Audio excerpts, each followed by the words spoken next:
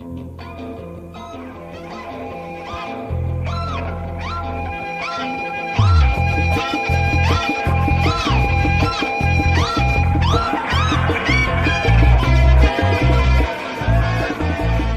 Abby Normals, welcome to Deeply Disturbing Things, the podcast. I am Macy. And I'm Naomi. And I'm Sarah. And we are three anxious counselors who like to talk about deeply disturbing things. Let's dive in. Woo. Yay! I'm drinking a cool new kombucha that's super full. I'm gonna actually chug this down because it's really so delicious, thirsty isn't it? and it's so refreshing. You're dehadrated. Mm-hmm. Yep. Great. You're very Still. dehydrated. I'm still When did you dehydrated. get back from Vegas? I don't even know. Friday?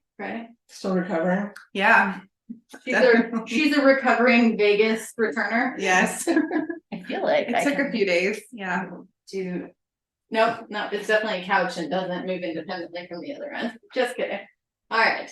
All I was right. trying to adjust my butt. I'm sorry. Did you adjust it? Nope. Okay. I went right back from Um, whence it came. I can't. Do I go? Do you go? 40 Acres and Mule and Glitter. I think I went first, actually. Okay, so I can go first. Oh, Did you all read the Charlie and the Chocolate Factory book, or see the movies, or anything? seen the like that? movies? Seen the movie. Both of them. Yes. Yeah, the newer and the older. Mm-hmm. Yeah, Johnny Depp with the new one. Yeah. Did you ever? I did not like them. I didn't like the new one either. I liked the old I one. don't think I saw the new one. Took me out of it. It was a little too Alice in Wonderland-y. Yeah. I think I saw the previews, and I thought He was the same. really over the top, in a creepy way, which Johnny Depp does that well. But yeah, I like the original. Mhm. I think we read the book in school. I think our teacher in elementary school read us the book too.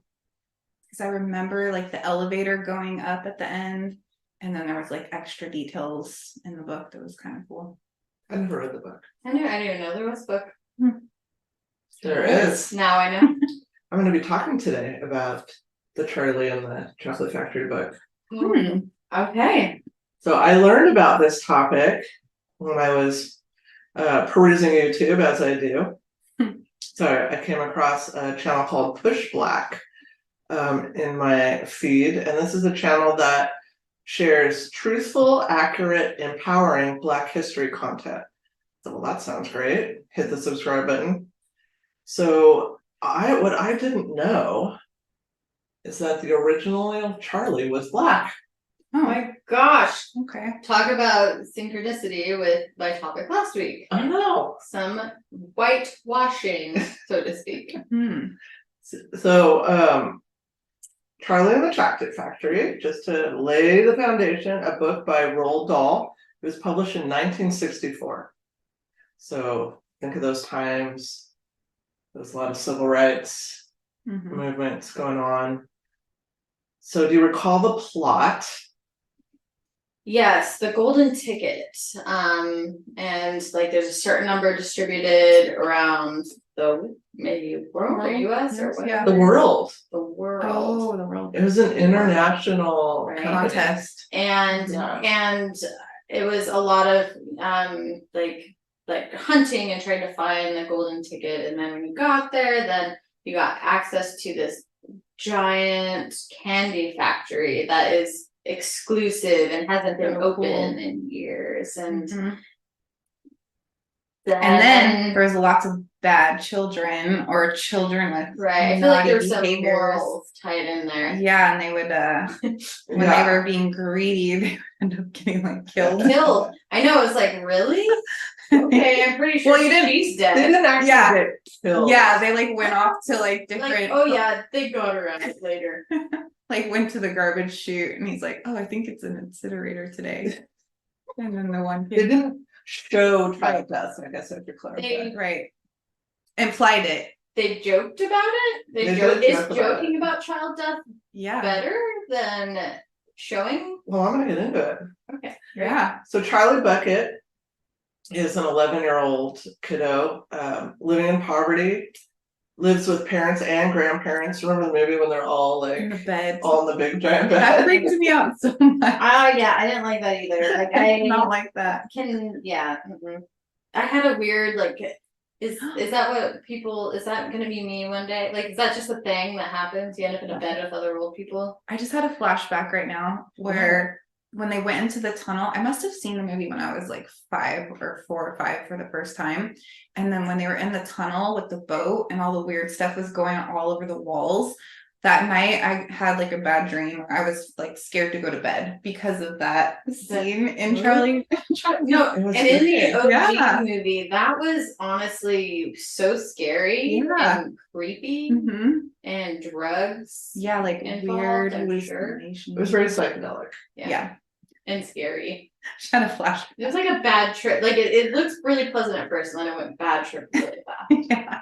So Charlie actually lives in the same town as this world famous chocolate factory. Yeah, like what are That's the odds, convenient. first of all? Then the newspaper Walking announces that Wonka has hidden 5 golden tickets in Wonka bars. And whoever finds these tickets will be invited to come and tour the factory. Which to me, I'd be like, great, where's my free chocolate? But like the tour wouldn't sound exciting to me at first. But it was fun. So I mean, until they if, started dying. Well, I know. if you open the golden ticket, you wouldn't be excited about it. Well, I'd be excited, but like I don't know. I feel like if I got something in the mail today that said you want a free tour at our factory, I probably wouldn't go. I see what you're saying. Yeah, just like a tour. No factory that you can think of would excite you. Maybe the glitter factory now, but that might be it. Actually, the Tillamook factory tour was great. I've heard about the Oh, okay, and okay, I'm gonna shift gears because in Amsterdam I went on the what's their big drink with the green bottles, the Heineken? Heineken. I went on a Heineken tour and it Oh. literally was like this interactive experience, and you ended up in the basement in a Heineken club, and they poured you beers, and that was pretty cool too. Okay, so I bet you know. But as a child though, That's it probably wouldn't have seen that's sounded. the only factory experience, honestly, and it was great. So They're fun. I've toured several factories in my time, right, okay. including the Jelly Belly factory, where at the end you have the opportunity to buy bags of the fucked up Jelly Bellies. Ooh. We've had those. Okay. Life changing. Can't be popcorn, cannot, the popcorn flavored, that's a whole topic. Do you like popcorn I like the flavored? popcorn flavored. Marshmallow and popcorn are a couple of my favorites, actually. Those are like if they end up in my mouth, I would gag. They may as well be in the Hogwarts like Oh, yeah. things with I've the- never played every flavor of beans. We should do that for our Patreon. I played love it so much. and it's so bad. It It's called sucks. Bean Boozled, and then you either like you Oh, man. spin the wheel and it lands on the Yeah. flavor, and then you pick it and you don't know if it's the real flavor or like the gross Let's do that on flavor. our Patreon once. They're so bad. It's so bad. I'm It's down. So I'm yeah. wrong, basically. I'm wrong. I think the word Figured you'd admit factory it. is misleading. Factory sounds boring. Factory to me is like Mm. misuse of labor and women's rights It's a issues. place where they factor things, Macy. I know, I'm behind the Take it easy. I need to rein it back. Take it easy. Not every, you know, I just sometimes watched it's that Chili Race. Oh my gosh, I've got a lot of references right at the. I forefront love of that my brain movie right now. so much. No, it's one of my I favorites. Me like too. that movie. No, Oh my god, I've seen it so- so many. I know almost the entire. it's so ridiculous. That's why it's so funny. They're so boring. Oh, boring. Wow, I don't know if we can continue my our gosh. friendship I because it know. is truly one of my all-time Yeah, me favorite too. movies. The music too, silly. It's just The first I word. think you have to watch it twice to like get it. At first, it's like I mean, you have to love Jack Black. I Which love I Jack do. Black. I mean, my very favorite scene of the reenact Okay. is when he's out in his recreational clothes Oh yeah, the and stretchy he's pants. posing and he's like, he flexes his butt up and he's like, And then he goes, where are your robes? They're stinky. and then he goes, Where did you get those fancy so clothes? expensive. Yeah, these are my recreational clothes. And then he does a hard lunge and flex. It's one of my favorite moves. Maybe I do just need a second go. Maybe I was in a bad mood that day. Who knows? This might be your Yeah. factory situation Right. again. Gosh, I may have woke up from a nap and watched it. That's never good. Yeah, maybe you had an angry nap. Or I never watched it. I wake up. Okay, I have to get back to it. The first portion was found by Augustus Gloop, who's greedy, gluttonous, spoiled Veruca Salt, Like this. gum chewing Violet Beauregard, and television addict Mike TV. Mm-hmm. So one day, Charlie buys a Wonka bar with some money he found in the snow. The bar contains the fifth and final ticket. So when hearing his grandpa Joe hears the news, he regains his mobility and Suspect. volunteers. Hey, well, we know that mind and body are very related, and now he has something, Hope. yeah, to live for. Mm-hmm. Right, because if he gets money, he gets to leave these other old people in the bed, and they get to be there. So he gets to volunteer. He volunteers to take Charlie to the factory. So on this tour, the kids go through various trials and tribulations, and their negative traits end up being their downfall.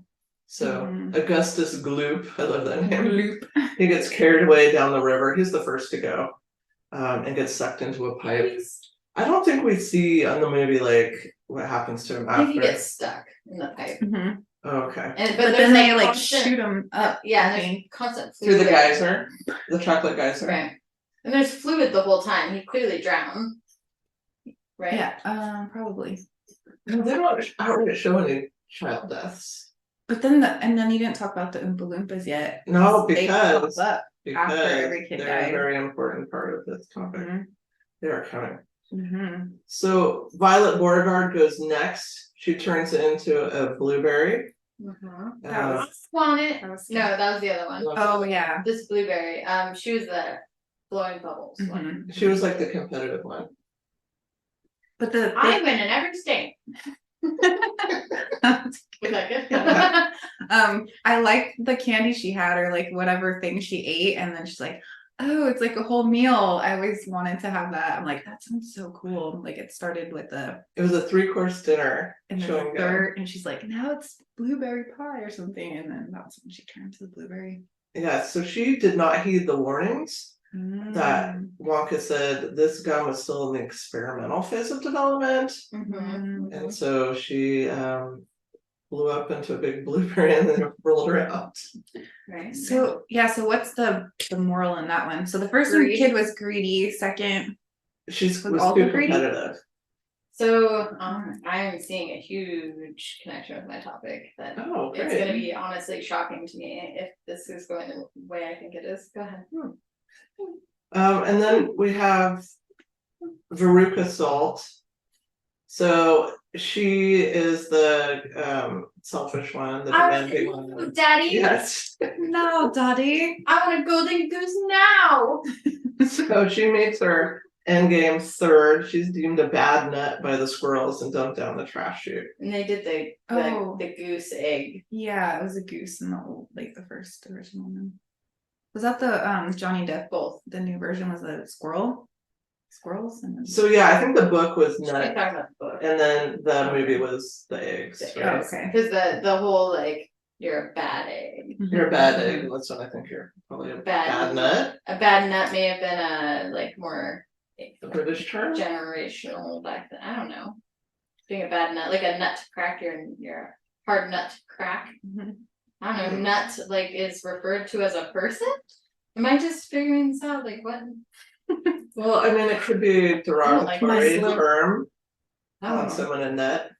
oh, It can also be yeah. a slang term for testes. A singular, It's A testy. a testy may also be referred to As as a nut. a A nut. nuts. Yeah. Or one, one can Bust. a nut. We But that's just also a testy. remember reference. last time we talked about it both is and does. Oh, glitter Glitter is is and and does. does. Mm. And nut both is and Sometimes might. you feel like a nut. And Sometimes you don't. Didn't we sing that on another one? And Mason still's like, I don't know that song. Yeah, you both Mounds. when you go into unison together, and I'm like, I have anytime The that mounds happens, can't I'll- All work. our joys got nuts. Mounds don't. You don't know that song? You better look it up because it's a classic. Then we're all gonna say it at once, and boy, won't that be awkward. Or amazing, depending. I don't know if we want to risk it. Mike TV is sucked into a TV. Oh yeah, that's right. And then when the Oompa Loompas try to get him back to regular size, they end up like stretching him out. So he's like this big, thin version of Wafer. himself. I Yeah. feel like that was in the- very like high tech. Yeah, they made it through like a TV, like a digital, like pixel. That was kind of cool. So then only Charlie's left. Wonka congratulates him for winning the factory. Wonka explains that the whole tour was designed to help him find a good person to serve as an heir to his business. And Sure. Charlie was the only Hmm. child whose inherent genuineness passed the test. And they ride the great glass elevator and watch the other 4 children leave the factory before flying to Charlie's house, Oh my gosh, is this heaven and hell? where Wonka invites the entire Bucket clan, so everybody in the bed, to come and live with him in the factory. See, this part wasn't in the movie. So, It yeah. ended. It's a Yeah. book difference. Mhm. Mhm. So it says that the children, they watched them walk out of the factory in the book. The book, yes. So Which they- I haven't read, and I probably never will. Unless, never say never. It's Except the for last right book now. on Earth. That It's the only thing I have to read, and then I'll probably read it over and over. It's good to put that caveat in. You wouldn't want everyone to know You know what? that you didn't read the book. Oh, I haven't read the book. Well, but you'd be the last person, so it wouldn't matter. Oh, It yeah. was a joke, but it was subtle and not that funny, so it's totally fine. That we, Maybe if you keep explaining it, it'll become funnier. I mean, there's really nowhere else I can take it other than I may just have to read the book, and then you'd be the only one in the room that hasn't read the book. Peer pressure. Maybe I'll listen to the audiobook. Still probably not. It counts. The book was made into a film in 1971 titled Willy Wonka and the Chocolate Factory and starred Gene Wilder, who I love, Mm-hmm. as Willy Wonka. He's And a then- good Willie. And then in 2005, there was a new version, You passed Uh, away, right? yeah, with Tim Burton directing, and it starred Johnny Depp. I was a big Tim Burton fan for a long stint, but there's some newer ones I'm just like not. You were into Wednesday? Oh Yeah. No, there's quite a few recent ones, but I love Frankenweenie back in the day. Classic. If you Love me haven't some seen Beetlejuice. Beetlejuice, great. Frankenweenie, Beetlejuice. Beetlejuice. love Beetlejuice. what are you doing? Are you trying In to conjure? We can all have a Bloody giant. Mary. Wait, what's the other one I was snake doing? lizard Bloody thing. Mary. Bloody Mary. Bloody Mary. Bloody Mary. What are See? you doing to me? Bad things come in This threes. is the devil's From portal. threes. Bad Like things us, come from We have threes. also said 3 is a good thing. Oh, yeah. And bad. Three's a powerful number. Doesn't that Very powerful. neutralize out then? I know. We'll have to do a pros and cons chart. Two As long negatives as you're equal with, like, positive, this I is don't know. definitely a good power of 3. Us 3. I trust you. with that. Later this year, there's a new film coming out starring the currently very popular Timothée Chalamet playing a young Willy Wonka. I don't know who that is. What? She's saying no too, don't say. What? I don't know who that is. I'm looking at it. Do you guys not I'm looking obsess at it. over Dune? What? What? It's over. If my topic was not on my phone right now, I would throw it. Okay. Don't know who Timothée Chalamet is. Maybe, yeah, if I see him, I might know. He's a young cutie. Okay, how do I spell it? Chalomet. CHA. Lomet. Chalamet. And his Timothy has extra E's at the end. Timothy. With a little. Timothy. I've never seen this human in my entire. Have you not life. seen Dune? No. I read the book. Can I see? God. I read the book and it did not have his face on it, so. No, it did not, because he was not born. Oh, he's cute. He's been in a lot of major films lately. He's like hottie. See, look, Wonka right there. There's the What trailer. other? Yeah, I'm Look at all the things. What other movies? Dune. Oh, you established that. You're like, I love Dune. Dune Part 2. Yeah. I haven't. Dune was a good book. I just didn't know if that's what you're referring to. I like that. I listened to the audiobook of Dune, but I have not seen the movie. He looks like a young Gene Wilder, so that was a good. You think so? Yeah, maybe it's like the hair and just like I don't know. He's got that like narrow face or I something. don't see that at all. I could see how that. You're they welcome cast to him. your interpretation. I mean, not that I think Gene Wilder's hot, but like I could see. I've never heard him described that way. I like him, but I mean, Gilda probably thought he was hot. Yeah. Okay. There have been a lot of text revisions over the years. In 2023, Puffin Publishing Company made more than 80 changes to the original text, such as removing every occurrence of the word fat in regards to Augustus. So Augustus was enormous rather than enormously fat. So fat does no longer exist. It also removed any references to the Oompa Loompas' small size and physical appearance and omitted descriptions of them living in trees and wearing deer skins and leaves. It also removed or changed the words mad, crazy, and queer. It omitted many references to Mike Teavy's toy guns. It removed references to corporal punishment, such as changing "she needs a really good spanking" to "she needs a really good talking to," and change "she wants a good kick in the pants" to "she needs to learn some manners." So this is what they're doing for the new. That's the new the newest edit of the book. The newest edit of the book. Yeah. When is that released? This year. This year. I'm mixed. I feel mixed. I am very mixed. I mean, what are we trying to say? Right. I mean, with these changes, what's the intention? I guess. Right, and I mean, to me, it sounds like they're trying to omit anything that could potentially be deemed offensive to someone. Potentially. Can you make the world completely inoffensive? No. That's like, can you have world peace? Well, and again, like, why remake?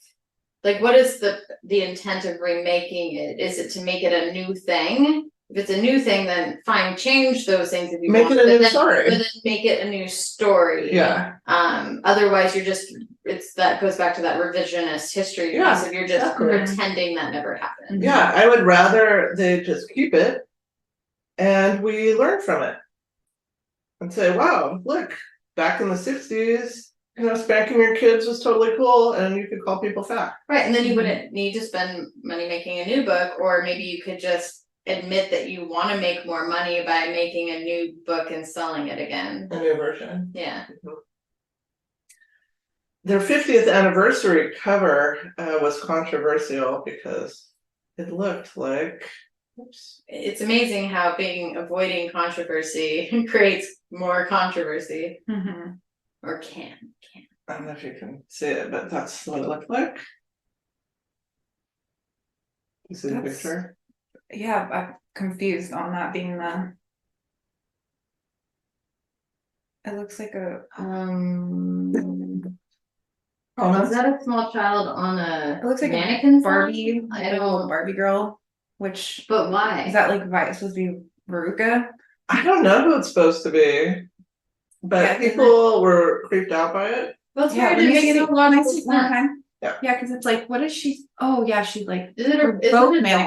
No, it's a little girl that looks doll-like. Yeah, they have both the like the lady Are they really and her looking like into just the like mushroom thing? Like what? I'm thinking it's probably the rich little girl, the spoiled one. But why would she get the cover? She was with her dad. That was the whole thing. Like, I want it now, daddy. And then there's like a mom. I think or a lady. It looks like John Benet Ramsey, which kind of creeps me out. That's really weird. It's really weird. It has nothing to do with like chocolate or factories or Charlie. Or Charlie and the chocolate or Willy Wonka.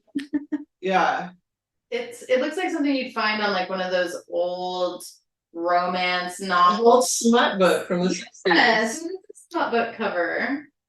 Yeah, it's weird. I don't know. So that was the thing. Okay, so as I mentioned in the beginning, the original Charlie Bucket was black. is written as a little black boy. The original title of the book was Charlie's Chocolate Boy. Oh, that is much different. Much different. So I perused, I didn't read every word of it because it was 24 pages, but I perused a journal article by Catherine Keyser in the Journal of Modern Fiction Studies called Candy Boys and Chocolate Factories, Roald Dahl, Racialization and Global Industry. And it's a really good, it was a good journal article. So Roald Dahl was told by his agents to change the race of Charlie. So when Charlie and the Chocolate Factory was published in 1964, the depiction of happy Oompa Loompas who were actually enslaved was seen as problematic back then, even. So this Right. is, Again, that context like changes a lot for yeah. So it was the myth of the happy slave that we saw in, like, you know, some Disney films show that, and you know, there's like even like that Shirley Temple film where she's dancing, I was with gonna- it was Mr. gonna be like, Bojangles. Django actually popped out in my head too, and that's a newer movie. Oh, that's a Johnny Depp. Yeah. Is that a slave set? Like Yeah. the iguana? What? Oh, I'm thinking of a different movie. Yeah, I think so. I know Jamie Foxx. I'm thinking of the animated I know which iguana one you're movie talking with Johnny about. Depp. Isn't that Oh. called Django It might be a Django I think it's also. also called Like, Django, but without the D. The Yeah. Django. As I was saying, you're making a lot of eye contact, and I didn't feel we were talking about the same thing. So your level of excitement, I was like, there was a lot of slaves in Django depicted, and No iguanas. I know I was Not one I iguana. was like, Not one iguana. I was like maybe like passing by. I don't know. It's good. I don't have that good Look attention at to that detail. same page. I got really sweaty all of a sudden. Okay, so You get I sweaty know. by the I'm screen thing. We can just like use this. Fairly okay actually today, and it's weird. I'm and wearing, mine is titled Clear Mind too. I don't know if it's helping. I'm wearing long pants. I have a pair of brown pants, and whenever I wear them, I'm in public midway through my day, and I go, "Why am I wearing brown pants?" And then I'm self-conscious the whole rest of the day. I don't like brown pants. I don't You think need they should to- be worn. You need to get rid of those pants. Brown pants. Yeah. I have a pair of red pants too, Get like a them out. maroon. Those are Mm. also not flattering or a good color. Get them out. Why? Sorry, iguana. It all relates somehow. Go ahead.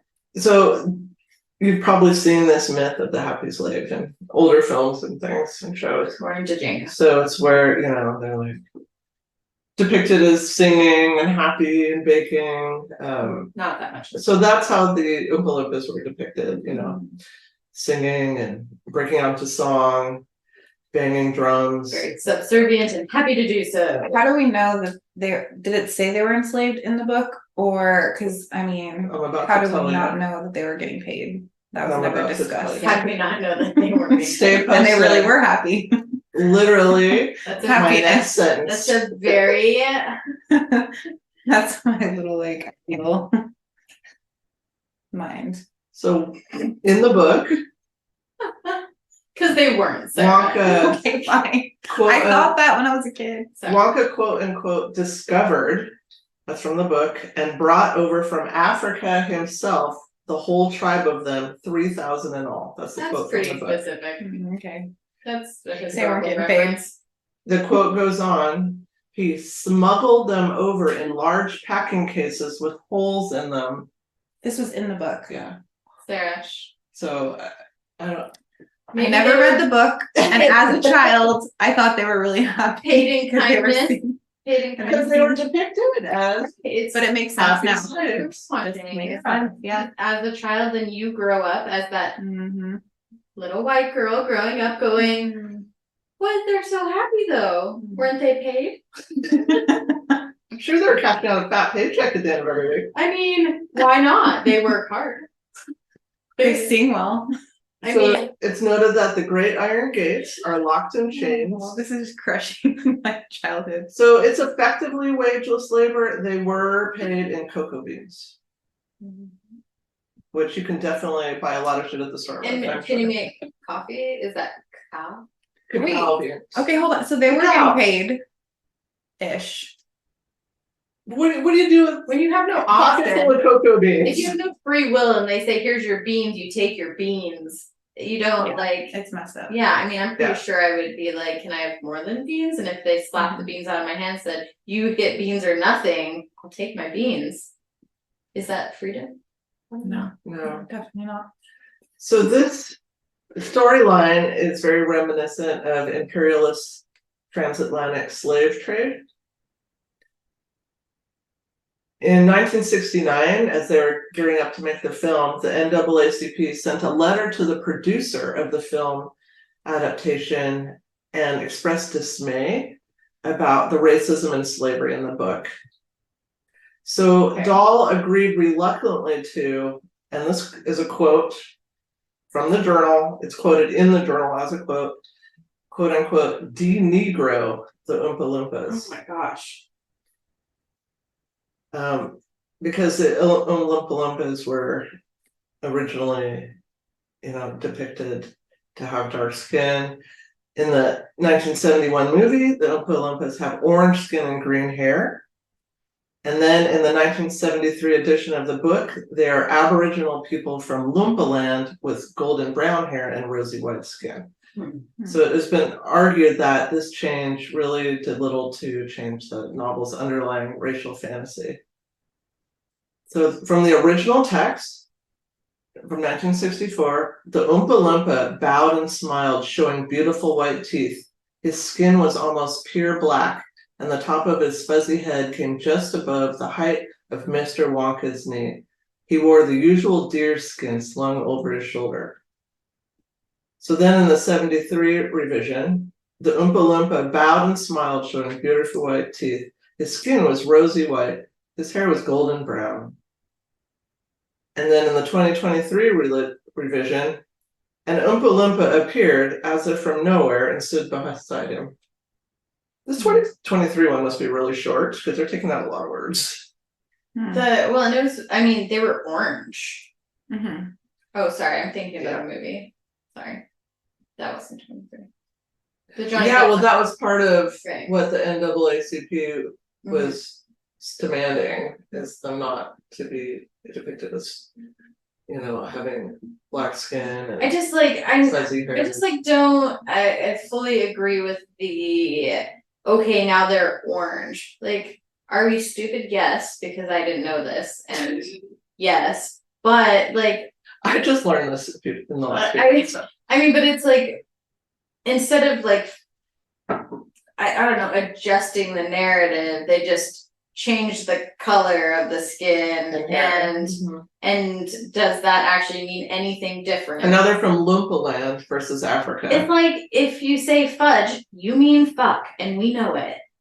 Is it really fudge? What does it mean when I say tartar sauce?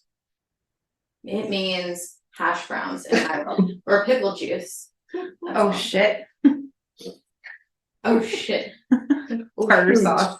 Dang it. Tartar sauce. Fudge. Tartar sauce. What is that on? Is that SpongeBob? Yeah. SpongeBob, yeah. Yeah. No. Tartar sauce. Okay, we all knew a reference together. Oh, look at Alright. it. It's building bridges. Let's take that one. Wins. SpongeBob. So Charlie Bucket was originally a black main character until his agent persuaded Dahl to make him white. So in the original book that was titled Charlie's Chocolate Boy, Charlie wins, so it's a little bit different plot. Charlie wins the golden ticket and gets to visit the magical chocolate factory with his parents, so that's a little bit different. And during the tour, Charlie sees life-size chocolate creatures in the Easter room. And one of these is shaped like a chocolate boy. Charlie ends up inside the boy-shaped chocolate mold and is cast as a chocolate boy. Nobody realizes he is trapped in the mold and he is scalded and almost drowned by the molten chocolate. See, this is like a more violent version of the kids dying. Like this was just fully said that the kid got scalded. Yeah. Yeah. From outside, when he was not in the mold, Charlie thought the chocolate boys were marvelous. But from inside the chocolate, it was, quote, like a warm, sticky glove that has been pulled tightly over his body, clinging to every single part That of is him. deeply disturbing. Very deeply disturbing. Warm, sticky glove. I have not heard ever in my life, and now I have. That's the original text draft. Commentators have interpreted this storyline to be Dahl metaphorically addressing slavery as an ongoing historical injury. The mold and the shape of the chocolate boy may be a metaphor for racial stereotype. It may be a symbol of what it's like to be turned into a racial stereotype. So that a black boy who gets stuck inside a life-size chocolate mold and can't be seen or heard through his chocolate coating because, you know, he's there, he's witnessing all this stuff, nobody knows he's in there suffering. Yeah, so Dahl's original version of the story was so much darker and just really focused on slavery and racial issues, and then they just completely changed it and told Which makes sense. I mean, a lot of books, especially kids' books and nursery rhymes, as we have come to find, they're dark. They're in its historical context. It's speaking to economic privilege and Yeah, I mean, all his stories were wild. James and the Giant Peach. yeah, like kids stuff. I really liked messed Dahl, Wild. but that was creepy too. Yeah. James and the Giant Peach, like you think Beauty and the Beast, he kidnaps Roald her. Dahl? No, That's dumb. I'm the same kids thing. Oh yeah. That was like a Stockholm Kids being syndrome. dressed up. Yeah, Yeah. like everything is. So Teach him a lesson. I'd be surprised if there what's the hidden meaning behind Dora the Explorer, or is that the complete whitewashing of any kind of historical context? Dora the Explorer? She's a little Hispanic girl. I know, but like, do they? Well, and she's teaching. I think she's teaching Spanish. She teaches Spanish with boots. Okay, Yeah. what other? I don't know. Do you watch Dora? No, Okay. Dora's that's why I had nowhere to go. Dora's pretty great. Dora's kind of cute. Okay, all right. I don't have children, so I obviously don't know what to talk about. Go on. Okay. That sounds great, honestly.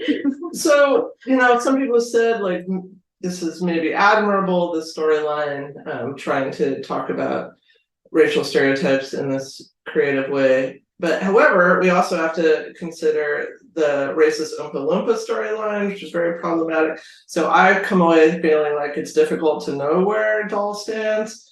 He's also famously made some pretty horrific anti-Semitic statements when he was interviewed in 1983 by Britain's New Statesman magazine. Dahl said, "There is a trait in the Jewish character that does provoke animosity. Maybe it's a kind of lack of generosity towards non-Jews. I mean, there's always a reason why anti-anything crops up anywhere. Ew. Even a stinker like Hitler didn't just pick on them for no reason." Ew. What the front door? What the heck, Dahl? Mm-hmm.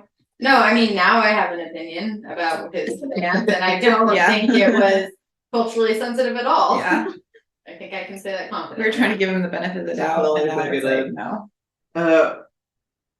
Who So says that? Oh my gosh. So to finish up that original draft story, Wonka sends this chocolate boy No. treat from the factory to present to his son at Easter. So a difference in this original draft is that Wonka has a wife and son. While he's in the mold, Charlie, because as you can see through the eye holes, he witnesses a burglary.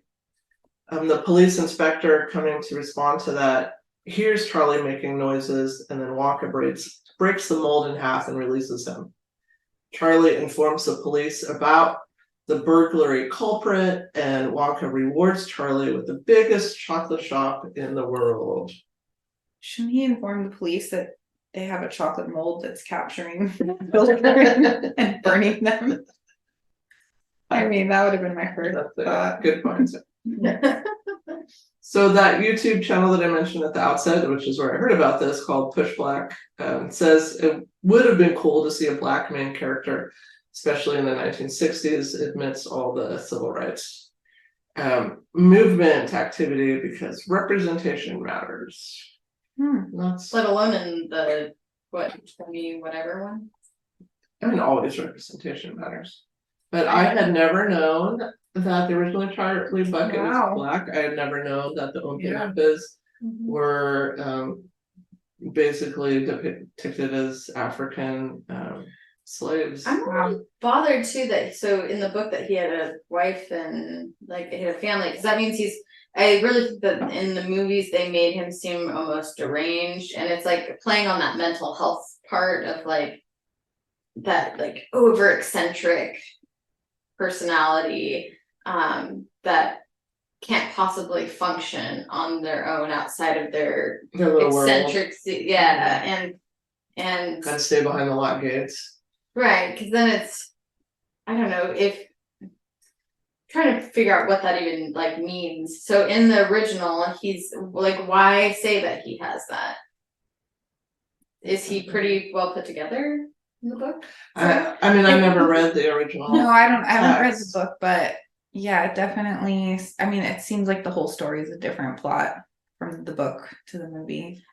Almost like if he's. I'm curious to. I don't know if I'm gonna read it. But if it's like he's a real person, like if they make him, because they don't in the movies, it does not paint him as like a. As somebody who could actually like know. when does he go? When does he go to the bathroom? Like I don't know. Does he have a butthole? We don't know. Just like John Wick. That was my question for that movie. Oh. I'm like, when is he gonna go to the bathroom? He probably needs to take a break. I mean, how many bones does take the seen break that? in? No, I haven't seen I that. watched that in theaters and I was ecstatic. Like it was great. Yeah, it was. I just watched it in Vegas. How do you Just survive? keeps going. And then the stair scene Fun. was Watch.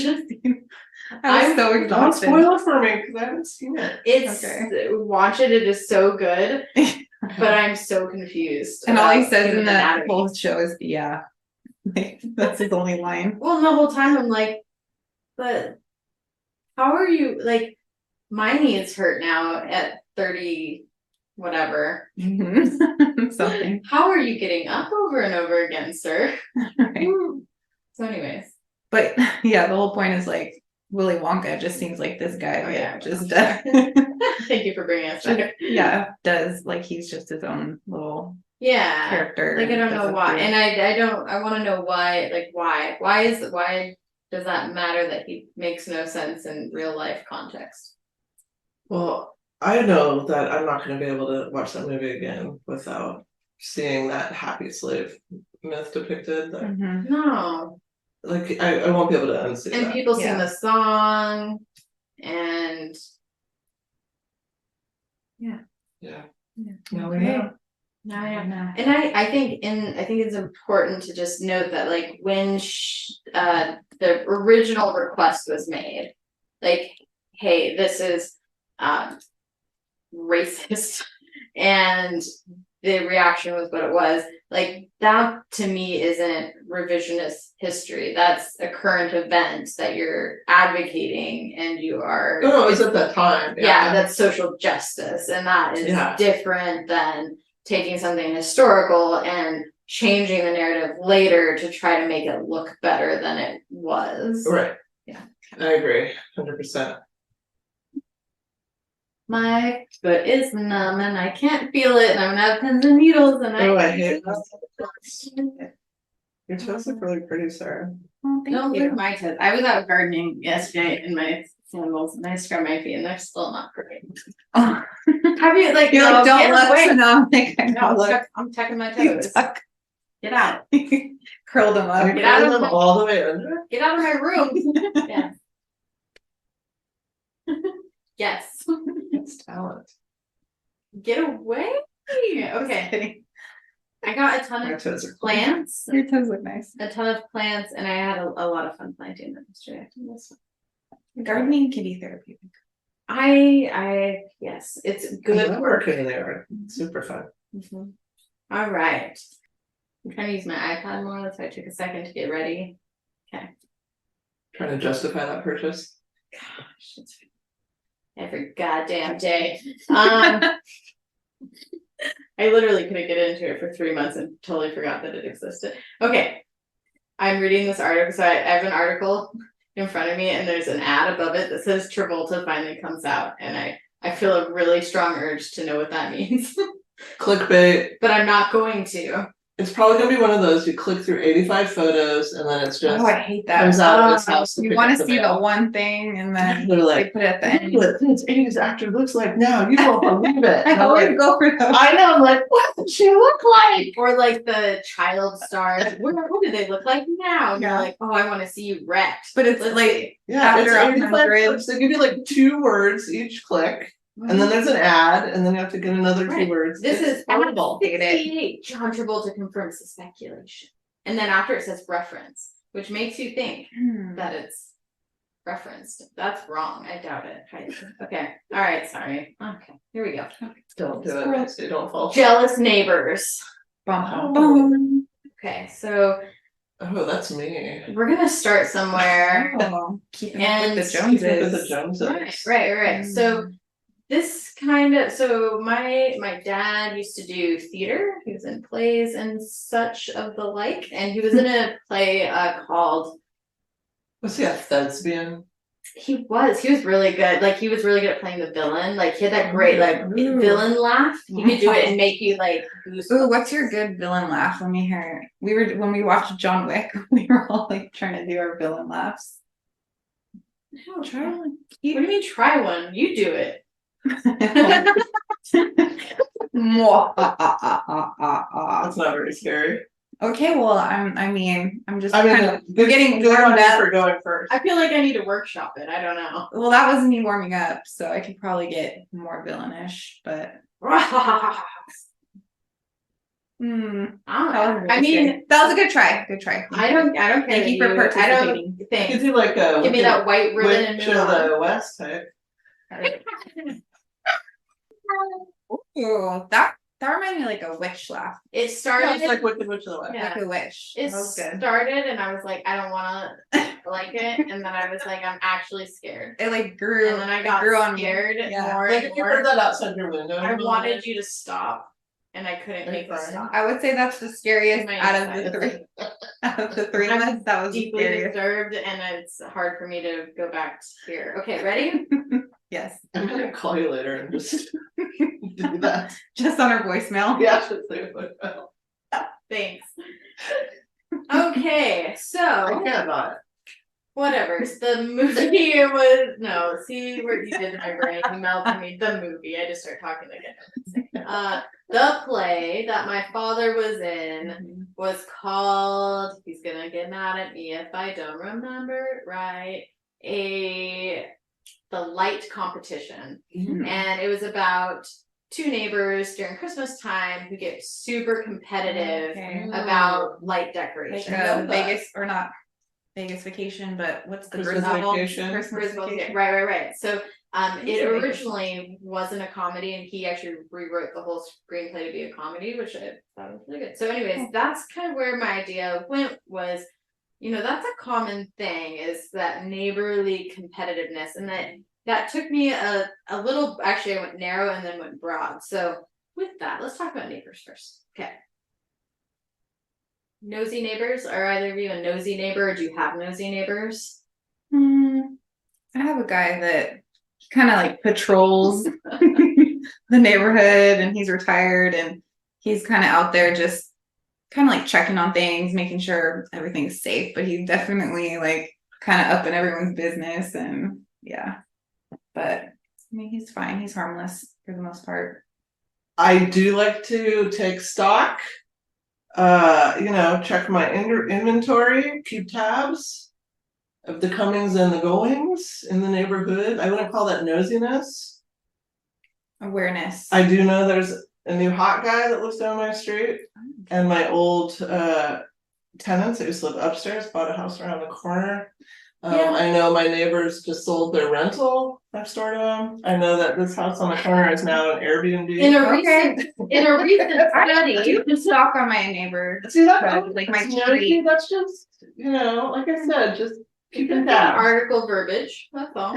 In a recent study, 72% of people reveal that they would look to snoop at how much their neighbor's house was worth after it goes up for sale, looking at different kind of aspects of like home ownership, things like that. Almost 3/4 admitted to checking neighbors' property value and interior style right away if they actually, so like right when something goes on the market, almost 3/4 of people will try to actually go in to see what that house looks like before, so they can see. Oh, I love going to open homes in the neighborhood. Okay. It's very interesting. The research looked at the competition between neighbors in terms of the assets each other's have and the value of each other's properties and perceptions of that. The findings showed that over half of the people surveyed were indeed jealous of their neighbors and think that their next door neighbors have a better property than themselves. And that their grass is greener. So My grass is fucking greener. in order of importance, speaking of number one, what do you think the number one thing that people say is important about Your your lawn. property? The garden, the yard. Yeah. Mm-hmm. I mean, back when I used to mow the lawn myself before I had lawn ladies, if I even heard someone mowing their lawn on a weekend, I'd have to get out there and mow. And as long as my yard is greener than my neighborhood's, I feel like I'm doing good. I got some like patches in my yard that just will not get green, and My it yard's bothers me too big. so bad. I'm in the valley, like I got too much yard for my And my sprinklers hit it, but I think it, like, you know that hill in the back of my house? It's like, Yeah. I think there's You're like, responsible for watering all that? It's like a park. yeah, Really? yeah, kind of around the to your edges property. is, Interesting. yeah, but That's that's a hard. lot of. It's a lot of water wastage, by the way. Okay, number two. No, half my lawn is done. There's like a middle strip. They put in like 4 sprinklers and they don't reach Oh, the middle yeah. towards each other. So whatever. All right. Number 2. Cars. Oh, Got it. yep. Cars. Yep. Number 3. Your funsies, like your kayaks and your. Like boats and stuff. This one That's was what I was thinking. interior of the house. So this may even be things But I like, didn't know that. I've never been See? inside any of my neighbors' houses. but it could even just be I- like that moment when you like go for a walk and you see them watching TV and you see what kind of TV they have or what are they like. Yeah, I don't like get jealous of people. It's just I just want my lawn to look nice. So, and this is where, so words are gonna swap out here and we're gonna end Okay. on a different word, even in these. So far it started with nosy, cause Yeah. nosy neighbor is kind of the cliche thing. Yeah, And then that, in my work, it went from that to, Jealous. jealous, and then jealous went to, Murderous. no, Because competitive. Oh. my You were neighbors so competitive. when they are out playing the goddamn violin at 2-3 a.m. I feel a little murderous. Why are they out there? It's Oh. so playing the violin. I mean, and that's the worst sound in the middle of the night. That's weird. Bluegrass is only fun if you're the one playing it. If you have to listen to it over your neighbor's fence at 3 a.m. and it's not a fun sound. That's kind of rude. It's inconsiderate. Yeah. So it's not, doesn't fall in the realm of competitiveness, it's more of, that's obnoxious neighbors. Yeah, that's Yeah. a whole nother category. That's a whole different thing. So, and then exteriors of people's homes are next. I can see that, like a nice paint job. Right, I judge Exteriors. every house that's painted yellow, black, or like just the like really like why. Sometimes it's cool, but if it's modern, like again, you get judgy with, oh, if it's new, then somehow that can be okay because it's like, I don't know. The last one would be technology. So what technology you see, and that's actually more common with younger generations now. That would be again like if you're in their house. Maybe, I mean, Like, how would you know what their technology is? I don't know, if watches, I if their Fitbits. shades like rise up. Oh yeah. Oh yeah. If I saw that, I'd be real impressed in my neighborhood. I'd be like, dang, you up and up. Mhm. Security cameras. So if Mhm. you have security The systems, doorbell cams. doorbell cams, yeah. Yeah, I guess I wouldn't really Which most notice people that. have. The door now. lock things that. Okay. Mhm. Okay. So. I don't inspect that close. Yeah, I don't kind of like. I might be getting inspired by something, but I don't think I would feel it as jealousy. It'd be more like, oh, that's cool. I should get that. Yeah, I'd like to get that. That's neat. We're that's closer to home. So for where I'm going to be ending. So People start mirroring each other probably a little bit. women are more likely to be jealous Yeah. and check Like the defensive. value of their neighbor's property than men. And in the 35 to 44-year-old bracket, they're more likely, are the most likely to check. So 35 to 44-year-old women tend to be that bundle. Okay, and that's an actual research study. They're more jealous. Yeah. So there was a lot of different things like fountains, pebble displays, things to show off. Those tended to be more of the ones that people rated as being jealous about. Can you expand on pebble display? No, you cannot. Nothing's coming to mind when you say those words. I feel like a bird bath with like a lovely like pebble like Okay, actually do around it. my Would you walk by and be like, I am so fucking jealous right okay, now. some of the Yes. housing communities, like instead of like around their yard, they'll have the pebble display with some bushes. I've never said pebble display together. Such a weird combination of words. I like to check out flower situations, like when people have a Ooh, like that's a good beautiful I flower do. display. Yes. When I'm up on the South Hill, I I'm don't always get looking at that. jealous, but I'm just like, oh, I love that. worry, Like we'll get I wish, I guess I don't know if that's not really jealousy, but like I wish I I could do like that. make my flowers so Yeah, that's what. but when I it's go expensive to to South like Hill and I see some of those things, I'm like in they're awe. so Like, expensive. Like this yard looks so nice. if I really wanted to do flowers the way I want to, I'd be spending like hundreds It's a lot. of dollars. I put that in a couple years ago. Looks See, really how do you know the good. price That's on a that? pebble display. Those rocks were big pebbles. Big pebbles. How do you know the price on this? You were over there. I know it's asking not a them? little nosy. Well, I got the the dots. heard the neighbor's gate over there when we came Yeah. in, and you were like, I That's look what at I it thought. every day. Yeah. Okay, so let's slow down real quick. Before we No. go past pebble display, though, just one more thing on pebble display. Okay. When you're out and about, if you see a pebble display, will you take a picture and send it to us? I'm gonna take several. I'm gonna take pictures of pebble displays and send them to you guys too. Sounds good. Let's just create a collage, perhaps. Yeah. Okay, so I want to slow down because that's where my mind went, and I'm like, okay, I found some research around it. I mean, nothing like too shocking or surprising to me there. It's a thing that happens, and people confirmed it. Okay, so let's define the word jealousy. So this happens when you desire something or a relationship. For example, you might feel jealous if your supervisor and coworker are lunch buddies and you don't get invited. That's jealous. Envy is a word we're going to explore today more in depth. And this is where I thought the 7 deadly sins came into play. So envy, this happens when someone has a thing or benefit you want for yourself.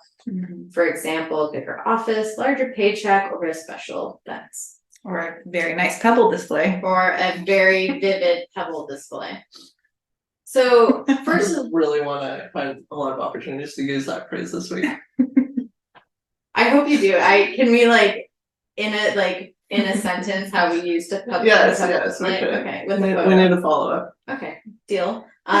So first of all, I never had like separated those out or had even like thought that envy is more about the thing, not about relationship or like the interpersonal piece. That is more jealousy. But I do think jealous gets tied in with things when people talk about jealousy. Yeah, it's like you can go one way with it, but not the Yeah. other. Yeah. So thought that was interesting. So they are both fanned by the perception that the winner had an unfair advantage. So there is a common thread that there's an unfair advantage, and jealous or envious people find themselves continuously thinking about that. Like it's doesn't just pass and okay, I thought about that Hubble display for a moment and never brought it up again. Now we think about Hubble displays. Well, I must have it at all costs. Well, there's probably levels to jealousy or envy where it's like,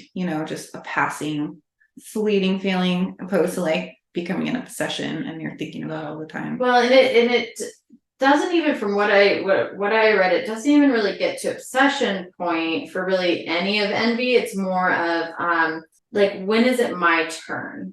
So it's not necessarily repetitively thinking about that, but it's that then represents the fact that I don't have, or when will I have, and then it kind of focuses on that side. Seems like you would just feel so miserable all the time. Yeah, Just I mean, Terrible. Yeah. The second thing I'm going to go over is specifically an article about, or a research article about depression linked with envy, which is Yeah, because I'm just like trying to embody that. I'm like, ugh. Because there's such a better way to look at it by seeing the thing that you would like to have and say, oh, I like that. I'm going to try to get that, or I'll get that at some point. Or I'm just like focus on what you do be have. happy for what they have, and then Attitude of gratitude, yeah, totally. So let's talk a little bit about envy a little bit more, because I don't know, I never like gave that much attention to envy. It's not in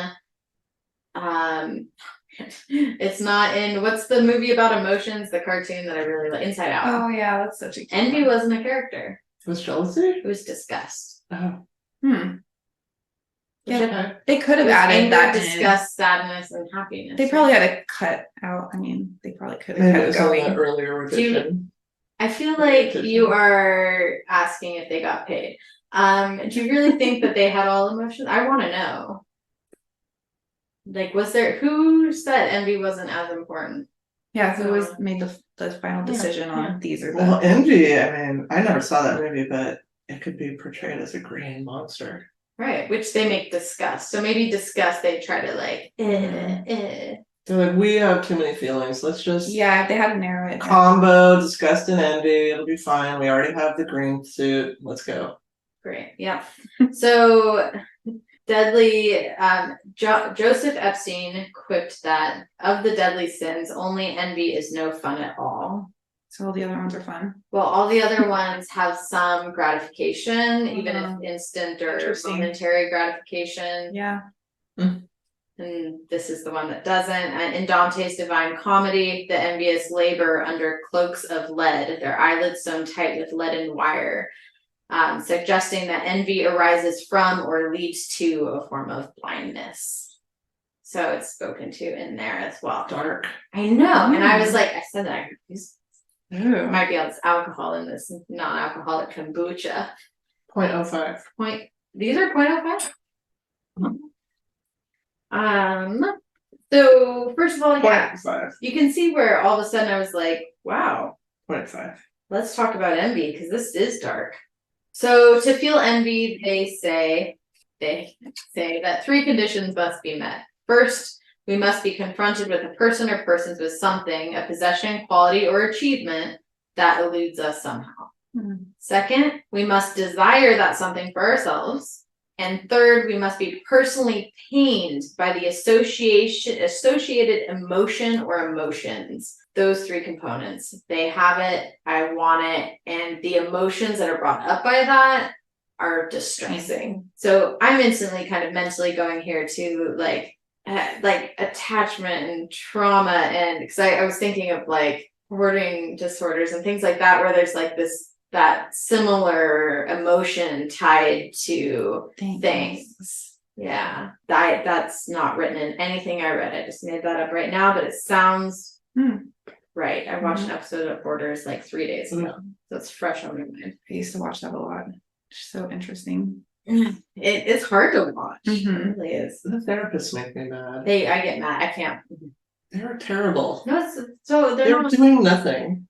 No, they're hurting. They're just, now you sort through this pile. Okay, thanks. Okay, here we go.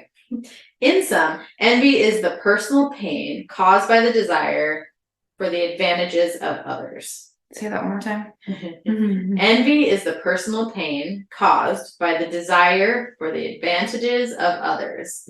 In Old Money, Nelson Aldrich Jr. describes pain of envy as the almost frantic sense of emptiness inside oneself, as if the pump of one's heart was sucking on air. Ooh. Envy is envy is mean and misery, and arguably the most shameful of the deadly sins. Our envy is hardly ever confessed, often not even to ourselves. And then that made me think, again, we're counselors here, like shame. We talk a lot about shame, and like that's the only way to like heal shame is to like bring it out into the public, or not maybe public, but to ourselves. Just speak it out. Yeah, because it's a blind spot usually. Yeah, that's what it's saying. Like people don't even recognize it sometimes if they're being envious, possibly. And a lot of people say jealous when they mean envious, but they just clearly weren't defined this way to them. I'll be sure to break out my Webster's dictionary. And tell them about the puzzle displays, because I will. that's also important. I'll use it as an example. That's a great idea. That should just be a collage. It has nothing to do with the Puzzle display. topics. Put a but fountain in the middle. People are like, oh, what's that? Puzzle displays. No, I'm gonna Google it later and see what comes. You're gonna have to like put that in the collage somehow. It's in there. Oh, I can't wait. Yeah. Okay, so they have different constructs. Envy is the personal pain, blah, blah, blah. We've talked about that. While jealousy is going to be personal pain caused by the fear of losing something, or sharing an advantage with someone else and feeling like, because there's jealousy that can happen if they have what you have, because it is stemming from a fear of losing what you have. Envy is internal, like it's coveted is for you, where jealousy or coveted versus possessive. What are the other sins? The other six? Greed, Those are my topics. Greed, lust, lust, anger, pride. Wow, you're good. I don't know most of them. Two more. Envy. Two more. Did I do gluttony? Thought you did. You have to start off. No. Shoot. There should be like a cute little poem to remember them. Okay, so It's called greed. Dante's Inferno. Yeah, greed. No, because I said greed, so I was thinking you're thinking G. So greed and gluttony, Okay. lust, anger, pride, envy. I think of the last one. I'm trying to think Rage? of that No. Brad Pitt movie. Did you ever I see know. that one? Oh, That's yeah. so good. So good. That's so disturbing. The one with the Kaiser trees. Vanity. Oh, I was Vanity. thinking Seven Deadly So many people struggle with that one with like social media. Vanity. And all that Right. stuff. So We could jealousy. dive into the other six over the next 6 weeks. That's not a bad idea. Maybe, I don't know. Let's see. Okay. So compared to envy, jealousy is typically easier to admit to. We tend to admit that we're jealous about something a little bit more. It's more socially acceptable to say that you're jealous than envious. And some may say that that may be the lesser of the evil if you're saying like which one's worse. So I don't know. Who knows?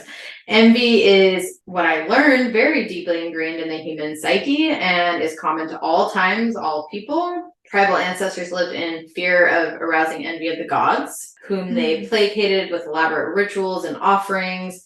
And in Greek mythology, it is to Hera's envy for Aphrodite that sparked off the whole Trojan War. In the Bible, it's from envy that Cain murdered Abel, and through the devil's envy that death entered the world. And in the Hindu, Mahabharata is from burning envy that waged the war against his cousins and Pandavas. So You said that good. I good. didn't expect to. I don't know how it's supposed to And be it came pronounced, out. but it sounded. It could be very well wrong. We had to read that in yoga school. Oh, thank you. You're That's very affirming. I appreciate that. Got you. So historically, envy is called out as a main stage emotion and feeling and experience. and it's not as often talked about socially, culturally now compared to other emotions. Envy tends to be directed towards those with whom we compare ourselves, those with whom we feel we are in competition. Bertrand Russell wrote, "Beggars do not envy millionaires, though of course they will envy other beggars who are more successful." Envy has never been a greater problem than it is today because our age of equality encourages us to compare ourselves to each other all the time. And I think social media is terrible for that. Yeah, internet, social media. Like I can be totally happy with myself, and then I'll go on there and be like, "Oh, I'm not as good as I thought I was." And You we're know? like, Just from looking at some picture. and we're pretty aware. Can you imagine these poor teenagers who are just like, well, in consumerism, Right. like, and it's technology, it's always, you know, get your next iPhone, get ready to get rid of that one that works perfectly fine because they're made to last a million years. but this guy's got the new version. Right. Mr. Jones over here has Mr. Jones. the newest of the new. So on the surface level, it's that I don't have what you have, but deeper, it comes from feelings of inferiority and frustration that's we feel within ourselves or with our experience. Yeah, having those things is tied to a person's identity. Right. And So I'm sense not a of good self. person because I don't have a new car. Not worthy. I'm not, your worth goes down. Right, correct. Yep. So the distraction of envy and the dread of like bringing it up often keeps us back from actually reaching our full potential because we get kind of in this cycle of trying to get rid of that, stuffing that feeling down versus I think you said like if you did something about it, like okay, I want that, so I'm going to blank. I'm gonna get my own puzzle display. Goal and plan to get it. Right. Make it productive. Yeah, if you're just sitting there like, oh, I don't have it, you're never gonna have it. But it makes sense if it's not actually about the puzzle display. If it's about, and this is where maybe trauma, even economic, like differences. I mean, there's so many things that can make it not possible on the deeper level to feel satisfied, even if you have the things. Right, because then, and that's where I think hoarding can come into play too. Yeah, because even if you get that thing, then you're gonna find something else to be envious of. Right. If you have that internal the actual problem. self. You're not feeling content. Right. Right. I love content. That's a good word. You don't need to be happy all the time, but content is great. Yeah. So that can make it challenging to actually ease the wound. So sometimes people, it's usually not a one-off. Oh, I was envious about this one thing, and that was that one time I was really envious. Tends to be specific people who are on this wheel of envy because it's hard to get off of it. So in some cases, it can lead to acts of sabotage. So the child who breaks the toy when they know they can't have it, like I'll just break it then if it's not mine. Over time, this bitterness can give rise to mental health problems such as depression, anxiety, insomnia, and physical health problems, which have been documented, such as infections, cardiovascular disease, and cancer. So you literally get consumed by envy. So these, then you get defensive reactions. So if I were to say, Naomi, you're envious of your neighbor's yard. Fence. How does that make me feel? Is that what you're asking? No. I'm just gonna say, contrary to you, some may, because you respond very non-defensively. Oh, did you want me to go? No, I'm not. Yeah. What are you saying? Sure. Take that back. Maybe some snobbery. Role play. How dare you? Right. Narcissism tends to show its ugly face here too. I deserve that bit. Right. Irony comes up too, and that in this like, isn't it ironic? Kind of like maybe you actually have a more expensive car, but there's something about that car that you have, like maybe it has more technology than your car, but your car's more expensive. Like it's really not being able to say the good that you have because you're gratitude. so overly focused on the other side of the fence. Right. So you'll never be content when you're in that wheel, because it's like you'll get that and then it'll be happy for a second and then you're going off to the next thing and you just keep having to like fill that void and it doesn't work. There's a word Mhm. that you had a topic. The hedonistic treadmill. Schadenfreude. Didn't you Schadenfreude? Schadenfreude. It was on your Sounds topic. very familiar. I cannot I remember. know what it sometimes my topics all blend together. Mhm.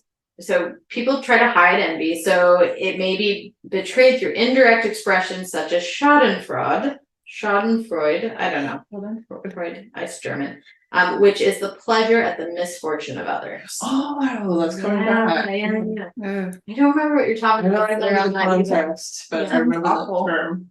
Everything's connected. So things like news stories is full of Schadenfreude.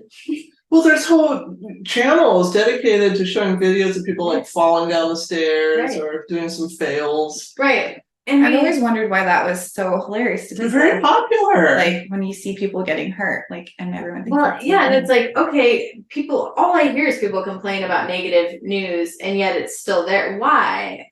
Because people watch it. Why do people watch it? Well, and you're never going to admit that openly, publicly, on a podcast. Like when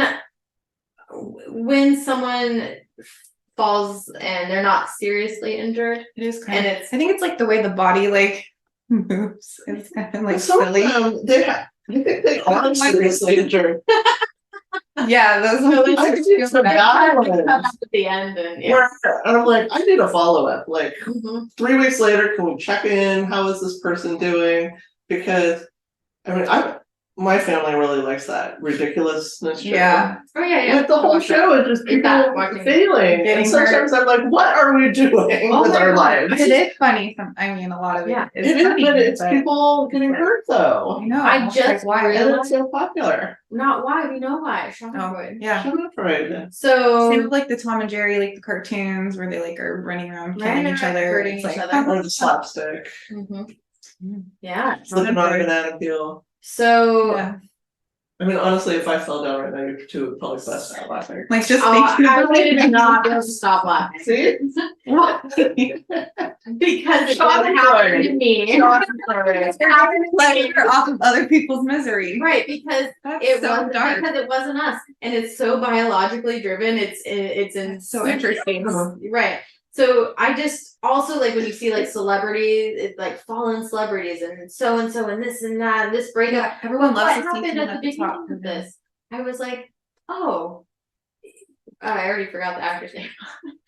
When I read the ad at the top, and John Sheldon. John Travolta. and that was just happenstance that it was up there. Yeah. And I was like, oh, he's disclosed what? And I was like, I want to know. And If you why? click through later, you need to tell us. Because it feels to me like they're gonna say something bad about John Travolta, and why that matters in my actual life, I have no idea. Because we're envious of the people that have it so good. So then we're like, oh well, We if want something to bad see happens some to them, flaws. then now I feel better about myself. Right. Maybe, I don't know. Yeah. So They don't have it all. that word Yeah. came about in 1740s in Germany. It describes an emotion. So Schadenfreude is an emotion. And in the rhetoric, Aristotle called, I'm not going to say this right, pretty sure it's Greek, epikerekia, which has the Excuse me? it's whatever, What it's do you- the same thing. So basically, even further back, Aristotle speaks of a similar type of emotion. So whatever you want to call it, the book of Proverbs explicitly warns against it and says, rejoice not when thine enemy falleth, and let not thine heart be glad when he stumbleth, lest the Lord see it and it displeases him, and he turn away his wrath from him. So ridiculousness is just a big old sinner show. Schadenfreude. Well, did you catch the end of this one though? And I read this the first time, I didn't see it. Right God now, will turn away. From yeah. people So it's saying that are gaining that pleasure off of people. So don't get the joy from that, because God may stop punishing that person, is what that says.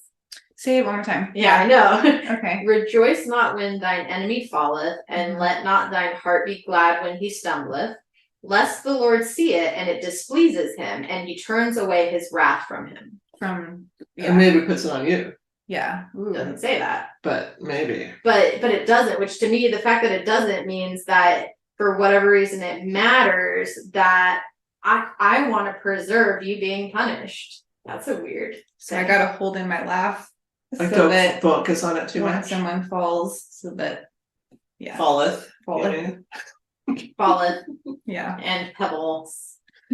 Pebble display. Thank you. Pebble display. Okay. So How do you display your pebbles? I don't. I just don't. I keep that shit private. Let me see that pet. Oh gosh. This is not a pebble. This is a rock. Whoa, but that is another Right. synchronicity. Wow, you brought pet rock to the Like, how do we display? This could probably turn into like 50 pebbles. probably his pebble babies. Pebble display.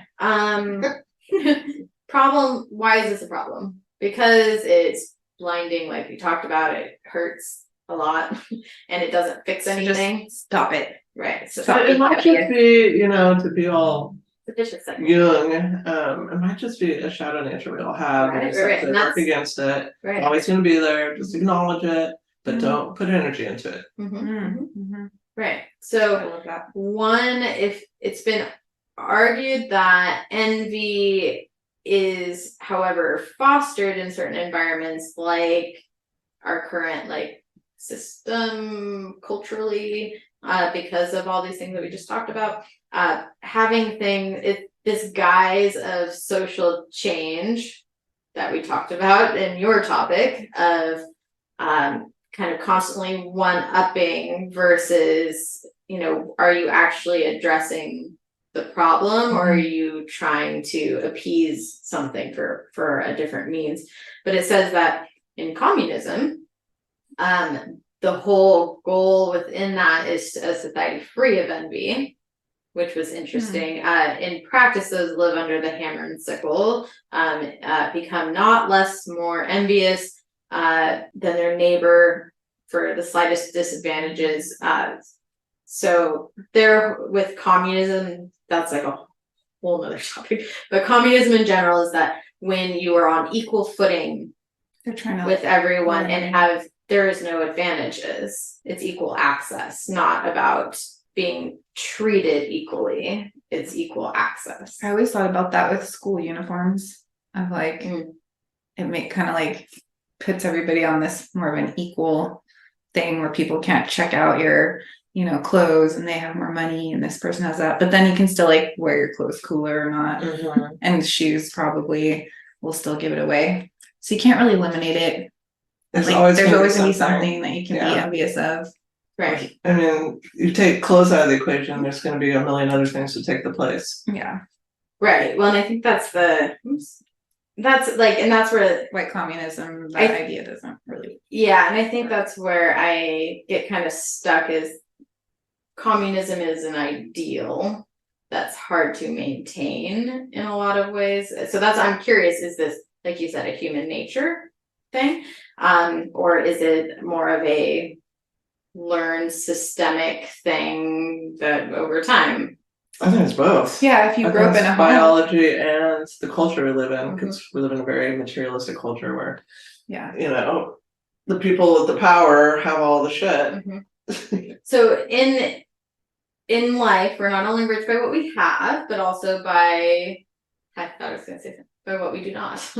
So success is also marked by not having it, which creates a void, and that is also very present in our culture of needing to succeed and perfectionism. And if I'm not succeeding, then I have no value. So if I'm not achieving something, so that right there is just an opening for envy as well.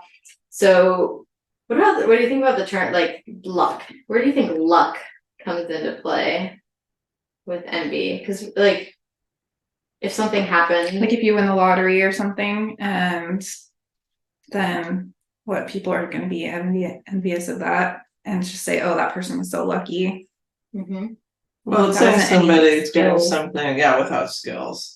that it just happens by chance. Yeah, and that's an interesting because it is used in that way of like, oh, well, that was just luck. Does that make someone feel less envious? No. More? More. Well, it's basically it's envy by saying that you're saying you're dismissing their like, I don't have something. It's about you not winning. I like to use instead of luck, opportunity. Because I think it more accurately describes what's happening usually. So like they didn't get lucky, they were in a position of having that opportunity. Mm-hmm. Right. Maybe they knew somebody, you know, or maybe they happened to be standing there. Maybe they did the hard work and you weren't there to see it, because that often is the case. Yeah, but I wouldn't consider that luck. I would Right. consider that hard work. Right, but I don't know, I've made the statement before where you make statements like that and I know nothing about, it's kind of a label we put on if we don't know, almost, for me at least. So in the Hindu tradition, lucky people are merely enjoying the fruits of their past karma and the past actions in their life. And this includes actions of their parents who nurtured and educated them, grandparents, so on and so on. So there is a nice neutralizing effect for this in that culture, for that specific part of luck. Because if you feel it's deserved, you tend to not judge, like you said. So if you can say in the past lives, this was earned. But then the flip side of that, we had long discussions in yoga class about this. The flip side is, so somebody that's really having a tough time, then you would have to equally say, well, they deserve did something that. bad. Yeah, they deserve that. Right. And what does that mean? So bigger conversation. Mm-hmm. So okay. I know. My son is calling. No, you're fine. You can answer. So envy's a question about. I'm envious of Naomi's fold-up phone. We know that it's linked with depression and envy.